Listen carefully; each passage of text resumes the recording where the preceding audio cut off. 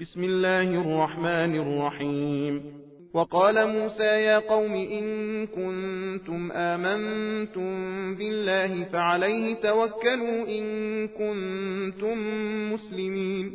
فقالوا على الله توكلنا ربنا لا تجعلنا فتنة للقوم الظالمين ونجنا برحمتك من القوم الكافرين. وأوحينا إلى موسى وأخيه أن تبوأ لقومكما بمصر بيوتا واجعلوا بيوتكم قبلة وأقيموا الصلاة وبشر المؤمنين. وقال موسى ربنا إنك آتيت فرعون وملأه زينة وأموالا في الحياة الدنيا ربنا ليضلوا عن سبيلك ربنا اطمس على أموالهم واشدد على قلوبهم فلا يؤمنوا حتى يروا العذاب الأليم. قال قد أجيبت دعوتكما فاستقيما ولا تتبعان سبيل الذين لا يعلمون. وجاوزنا ببني إسرائيل البحر فأتبعهم فرعون وجنوده بغيا وعدوا حتى إذا أدركه الغرق قال آمنت أنه لا إله إلا الذي آمنت به بنو إسرائيل وأنا من المسلمين.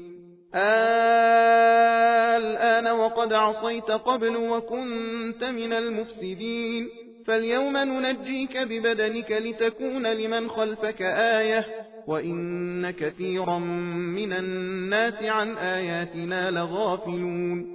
ولقد بوأنا بني إسرائيل مبوأ صدق ورزقناهم من الطيبات فما اختلفوا حتى جاءهم العلم إن ربك يقضي بينهم يوم القيامة فيما كانوا فيه يختلفون. فإن كنت في شك مما أنزلنا إليك فاسأل الذين يقرؤون الكتاب من قبلك لقد جاءك الحق من ربك فلا تكونن من الممترين ولا تكونن من الذين كذبوا بآيات الله فتكون من الخاسرين. إن الذين حقت عليهم كلمة ربك لا يؤمنون ولو جاءتهم كل آية حتى يروا العذاب الأليم.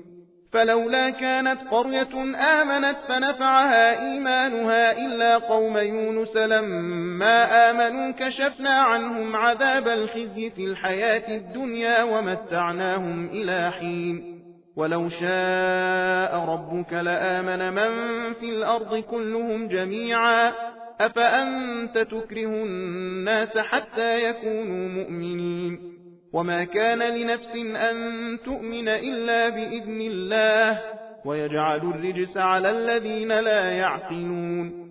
قل انظروا ماذا في السماوات والأرض وما تغني الآيات والنذر عن قوم لا يؤمنون. सबील कुरान हिदायत का रास्ता।